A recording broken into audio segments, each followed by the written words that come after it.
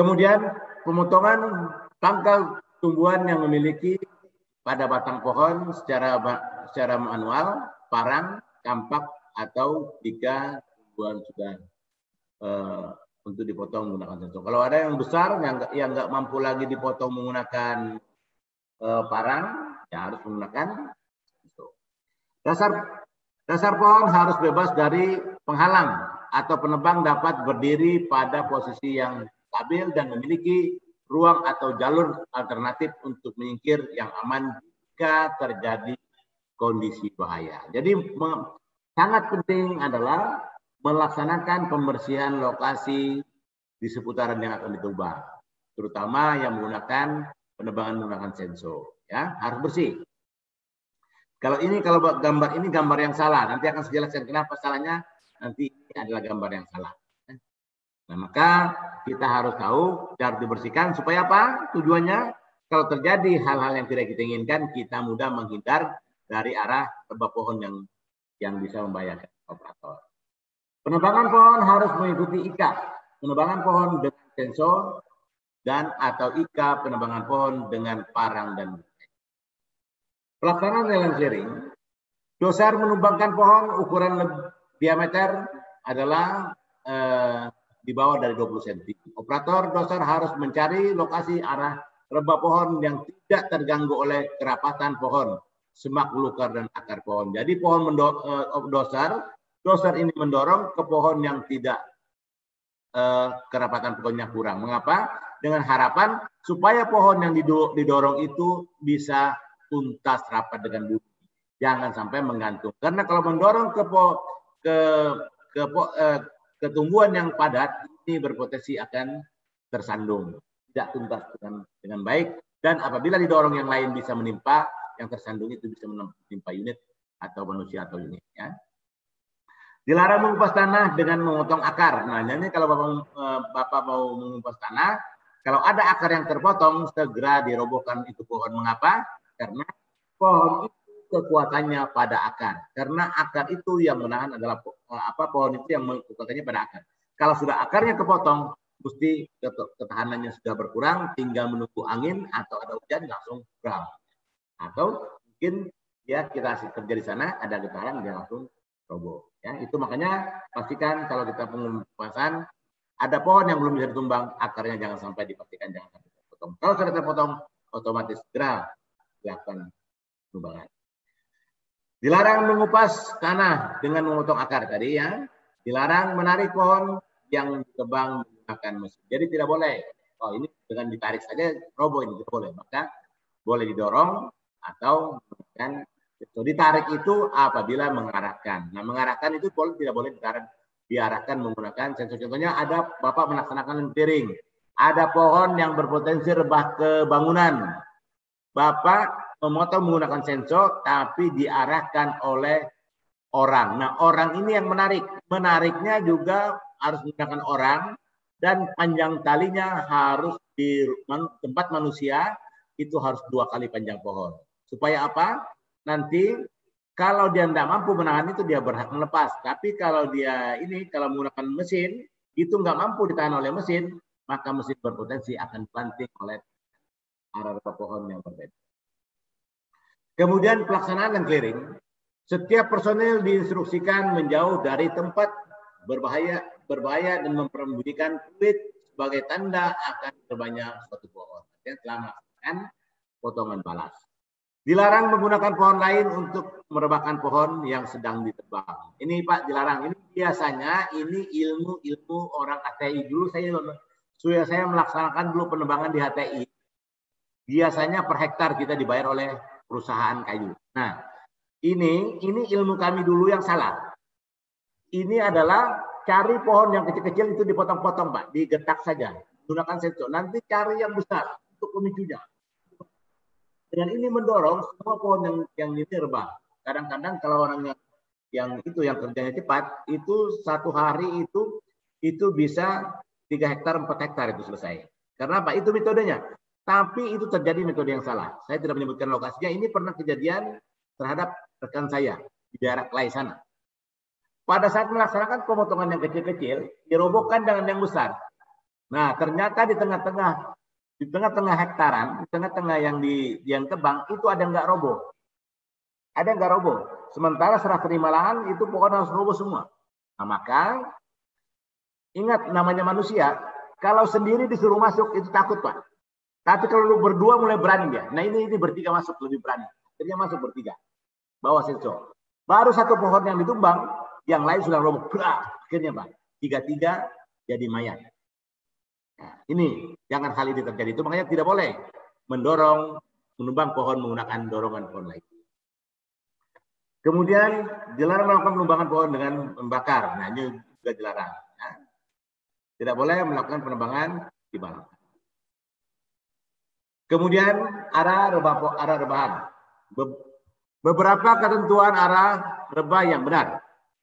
Penebang harus merencanakan arah rebah untuk memperkirakan potensi bahaya dari dahan pohon lain. Jadi kita harus memperkirakan dulu dahannya. Biasanya kita harus memberikan perencanaan. Nah, ini mungkin Bapak lihat. Kadang-kadang ada pohon yang susah diprediksi untuk rebah pohonnya. Ini ke kiri atau kanan ya, counterweightnya ini. Contohnya ada pohon lurus. Ya, biasanya metode saya di lapangan kalau Bapak bisa lihat gambar saya pakai waterpark saya ini. Jadi ini saya lihat dengan batak lurusnya daripada tali ini, saya luruskan dengan pohon yang saya akan tumbang. Nah, ini pohon ini beratnya ke mana? Ke kiri atau kanan? Nah, ini untuk menentukan counterweightnya pohon. Kalau seandainya ada pohon yang tidak bisa diprediksi ini ke kiri atau kanan ya, arah rebahnya. Maka kita bisa melaksanakan ada namanya lot. Ya, kalau saya mengatakan lot pohon dari arah jarak jauh saja kita luruskan tali kita dengan pohon yang akan ditumbang. Kemudian saat pohon mulai rebah atau tumbang, penebang perlu memperhatikan potensi bahaya dari jatuhnya dahan dari potensi bahan lain karena ada namanya efek daripada pohon yang akan ditumbang. Mungkinkah ditarik akar ataukah gaya gravitasi tekanan angin pada pohon rebah berpotensi menarik pohon lain, mengakibatkan dahan patah atau rebah. Nah, itu harus diperhatikan. Ya, nah kalau Bapak lihat gambar di bawah ini adalah gambar yang salah. Salahnya di mana? Pekerjaannya tidak tertiga-tiga. Ya, ada yang motong, ada yang numbang, tersandung. Nah ini potensi ada yang ngangkut. Nah maka ini tidak boleh dilakukan atau dibikin. Ini gambar yang salah. Atau pada saat numbang belum tuntas. Nah gitu ada yang dorong di sini selesai. Atau yang lewat di sini selesai kalau dia roboh. Ini ingat. Akibat penebangan tidak tuntas, terjadinya fatality 2011 yang terjadi di Sambas. Kemudian arah rebahan juga harus diperhatikan. Jika pemotongan pohon sudah dimulai, maka harus secara tuntas ditebang. Jangan ada yang menggantung. Pohon yang tidak dapat ditebang secara tuntas harus diberi tanda dengan radius minimal 2 kali dari tinggi pohon. Nah, bagaimana kita menentukan tinggi pohon? Kalau kita menentukan tinggi pohon, itu bisa dengan metode survei, pengukuran dari jarak alat ukur survei, bisa juga menggunakan metode yang praktis adalah yang saya lakukan di lapangan itu menggunakan bayangan setengah lingkaran atau menggunakan busur atau bisa menggunakan seperti ini. Ya. Jadi kita lihat dari arah jauh, kita lihat ketinggian pohon. Nah, contohnya pohon itu kita bayangkan di ujungnya ini. Kita bisa membayangkan ke kiri dan ke kanannya. Disinilah letak pohon rebah. Nah, ya letak pohon rebah. Jadi kita bisa pakai busur ini yang kita gunakan dari sekor batang. Kita bisa gunakan. Nah, ini contohnya ini batas pohon. Maka pohon itu kita bayangin setengah lingkaran ini. Jadi kalau dia rebah mesti dia segini. Nah, maka tinggal kita kali 2. Tinggal kita lihat. Oh, di sini ada tadi pohon pakis. Nanti dari pohon ini ke pohon pakis itu contohnya 5 meter. Oh, dia harus 10 meter. Jadi ini yang bisa kita gunakan. Ini bisa kita gunakan untuk busur memperkirakan tinggi pohon, ya, dan kita ukur untuk di medan yang datar. Ya itu tipnya. Karena kalau Bapak menunggu tim survei itu lambat. Ya ini yang bisa dilakukan, maka harus 2 kali panjang pohon. Tinggal kita kali 2. Kemudian pohon yang dapat ditebang untuk penjauhan. Jika pohon terletak di lereng atau di tebing, maka arah rebah diarahkan ke arah puncak lereng jika memungkinkan, atau arah ke arah yang tidak rapatnya pohon. Jadi kita bisa kita mengarahkan. Biasanya dari titik rebahnya pohon itu bisa diarahkan 45 derajat ke kiri dan ke kanan dari arah titik rebahnya. Ya, bisa kita arahkan tergantung membuat selendangnya atau bukaannya untuk yang operator sensor. Kemudian pengawas dan operator memastikan tempat pijakan pada saat penebangan stabil dan bersih. Nah, ini untuk penebangan daerah lereng. Kalau penebangan di daerah lereng tidak bisa ditumbang karena mereng, maka lakukan dulu terasering menggunakan adobe. Nanti kalau sudah terasering-nya selesai, adobe-nya keluar, sudah membuat dudukan yang stabil, baru melaksanakan pemotongan menggunakan sensor. Kalau seandainya ada pohon sensor, ada pohon yang tidak bisa ditumbang menggunakan sensor, tapi di daerah curam, di daerah lereng yang terjal, maka ditinggalin dulu. Buat dulu yang bisa ditumbang, kemudian dilaksanakan setelah itu terasering. Nanti setelah buat dudukan yang rapi, yang aman, baru kita tumbang menggunakan sensor. Ya, jangan jadi pahlawan kesiangan.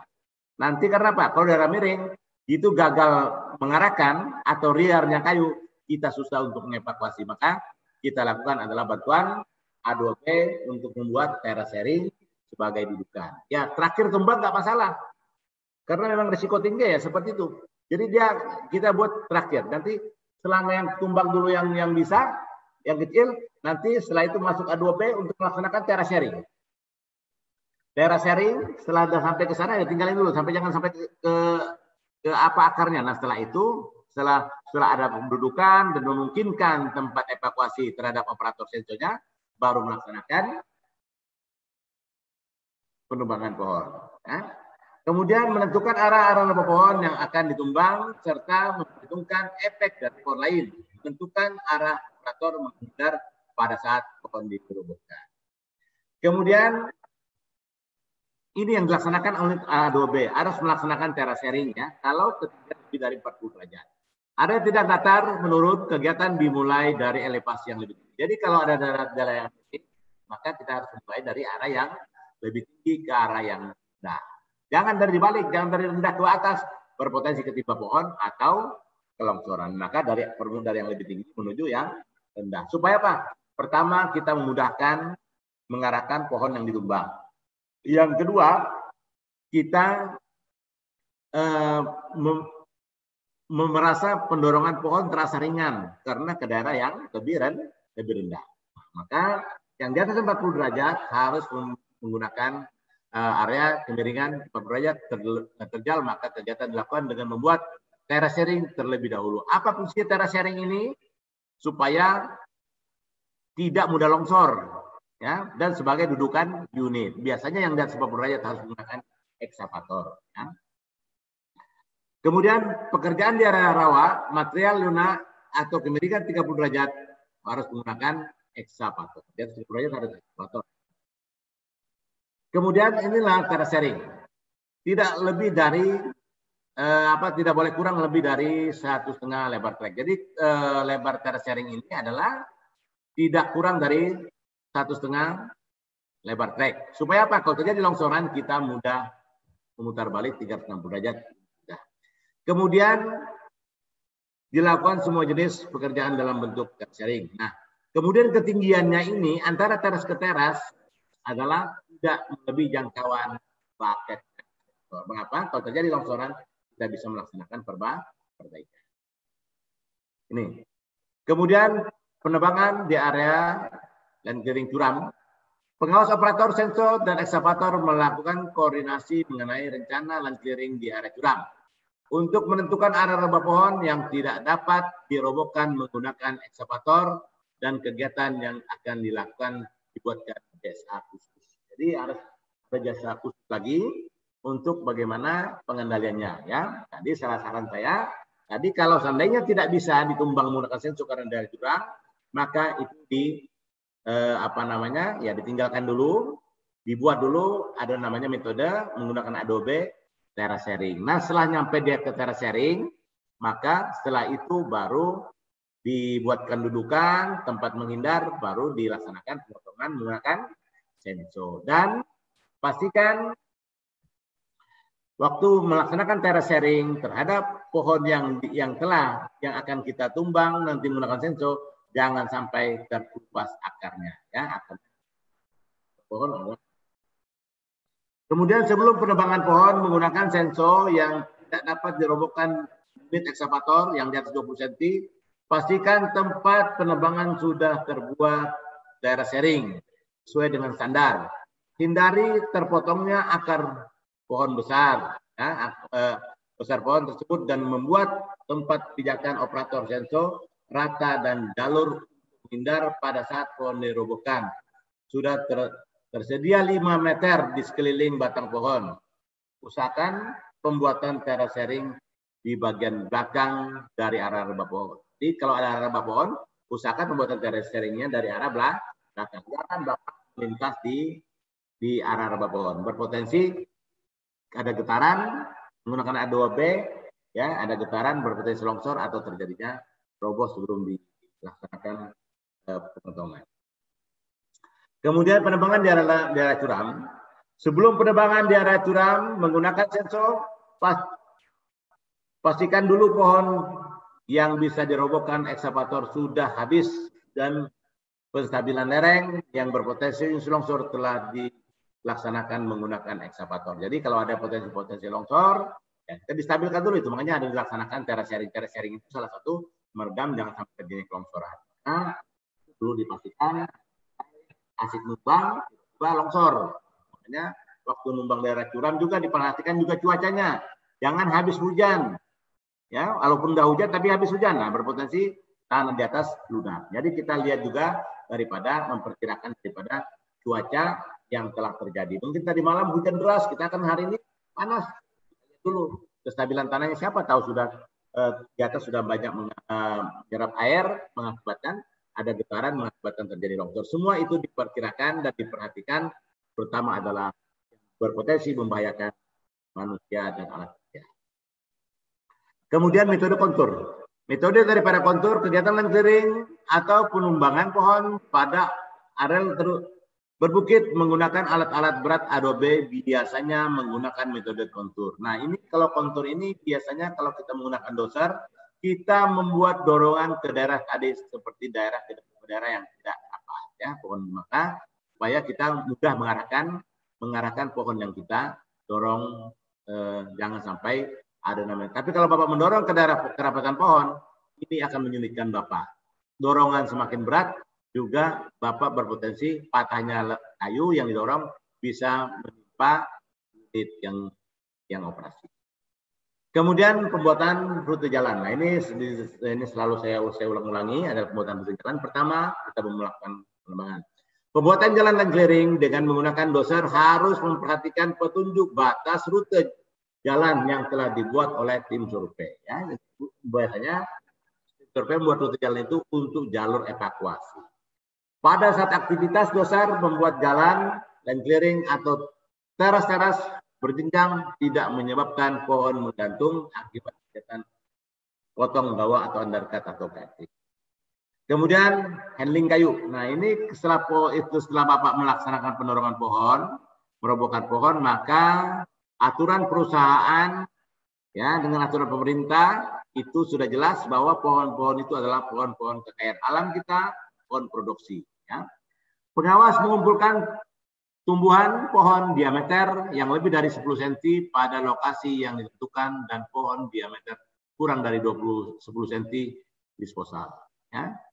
Kemudian ada alat mengumpulkan batang pohon menggunakan doser yang dilengkapi dengan wing untuk menarik yang pohon besar bisa ditarik menggunakan wing. Ya. Kemudian departemen terkait dan instansi terkait yang akan menghitung tumbuhan pohon diameter yang lebih dari 10 cm. Karena ini kekayaan alam, ini akan dibayar ke negara. Ya. Semuanya harus dihitung.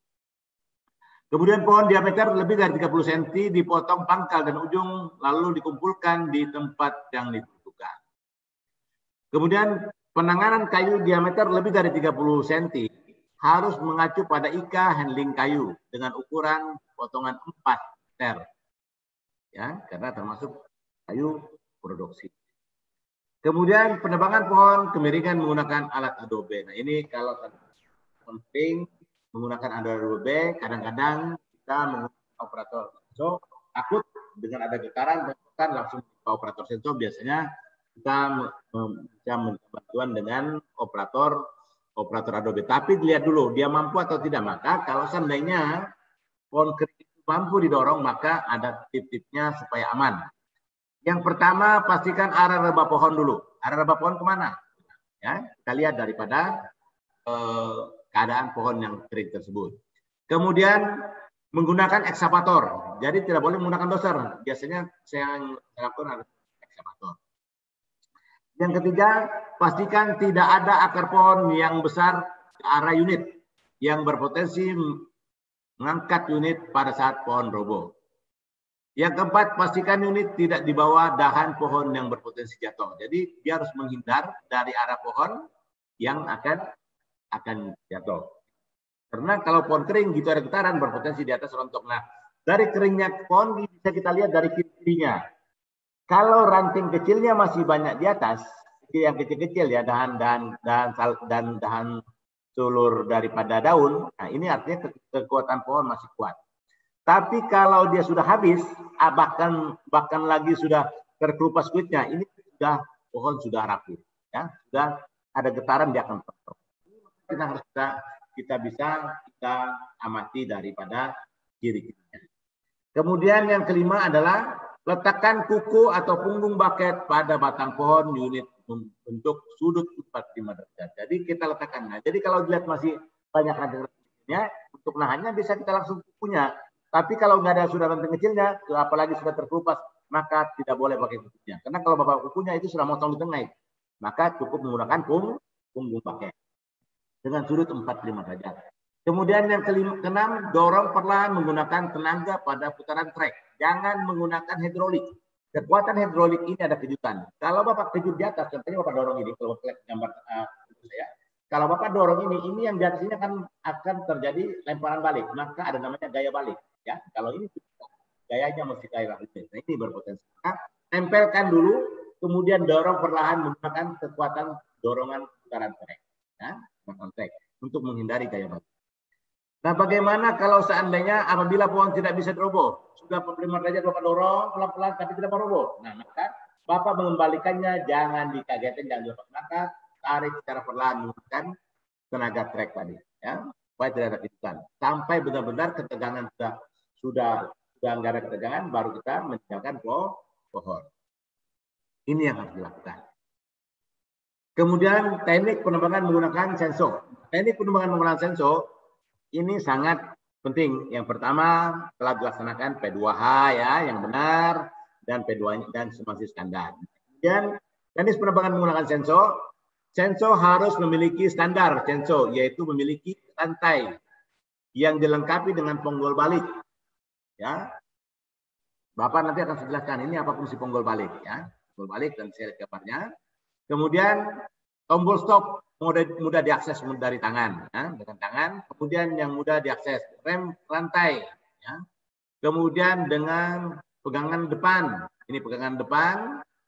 Kemudian penutup untuk batang penghantar. Nah ini ada penutup batang penghantar ya, yang maksudnya kayak rel. Kemudian pengaman untuk tangan kanan. Pengunci untuk gas, jadi gas ini bisa dikunci. Jadi kalau sudah jalan normal kita klik dan kunci, tapi kalau kita klik kembali dia akan lepas. Nah itu harus ada.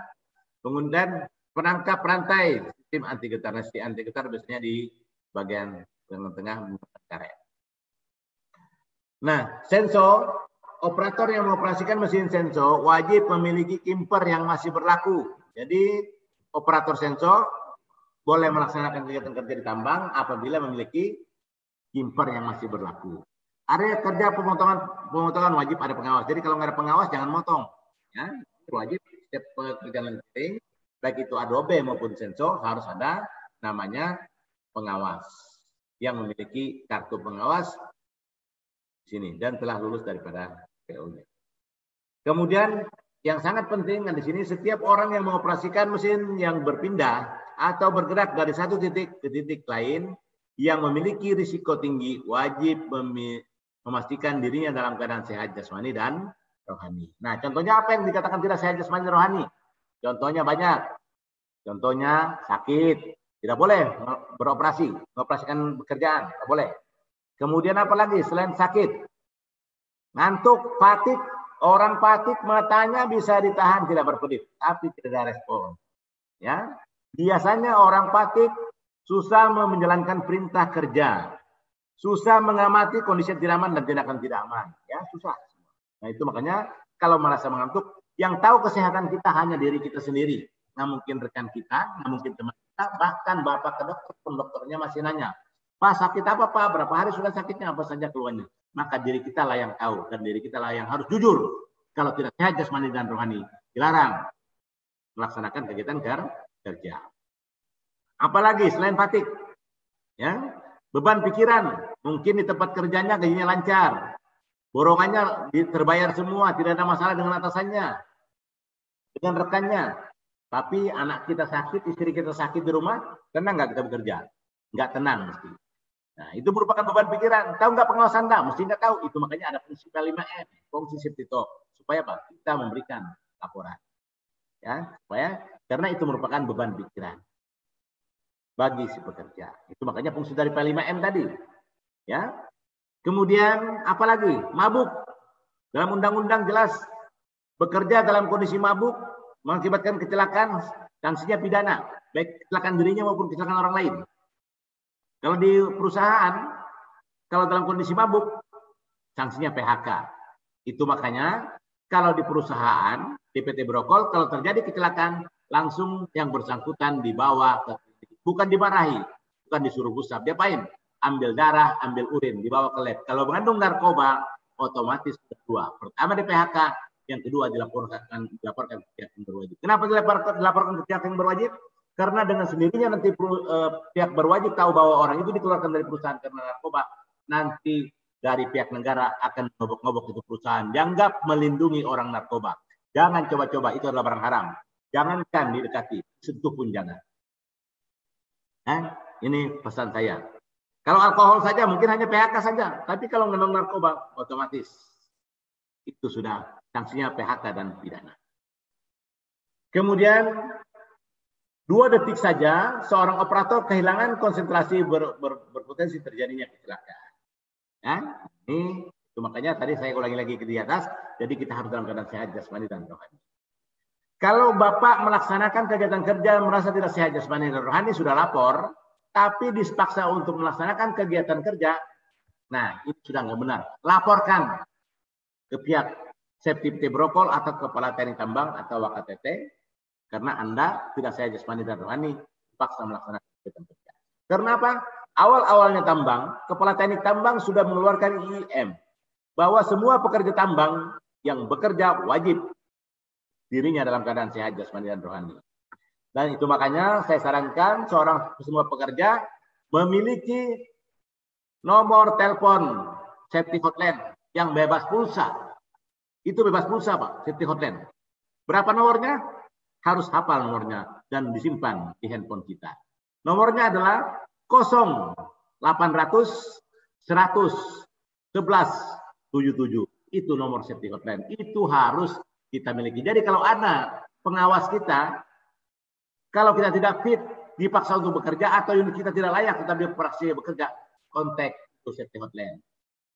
Ya, nanti PT Brokol yang mengobok-ngobok pengawas Bapak karena sudah melanggar aturan yang dikeluarkan oleh Kepala Teknik Tambang. Ini harus kita lakukan. Ya. Jadi kita berhak, ada hak dan kewajiban kita di sana. Kemudian pengawas, helper dan operator memastikan terlaksananya penggunaan APD. Ya, APD sudah. Jadi saling mengingatkan. Ya, saling mengingatkan. Jadi mulai dari pengawas, helper dan operator saling mengingatkan mengenai APD. Karena kita kerja dalam satu tim. Kemudian P2H dan area kerja dipastikan aman sebelum melaksanakan kegiatan kerja. Peralatan kerja dipastikan layak untuk digunakan setelah dilaksanakan P2H. Baik itu unit yang beroperasi harus menggunakan simper atau simper dan yang tidak menggunakan simper seperti parang, gergaji harus dilaksanakan P2. Siapa tahu kepalanya kendor atau gagang sarungnya bocor atau tidak ada, itu dipastikan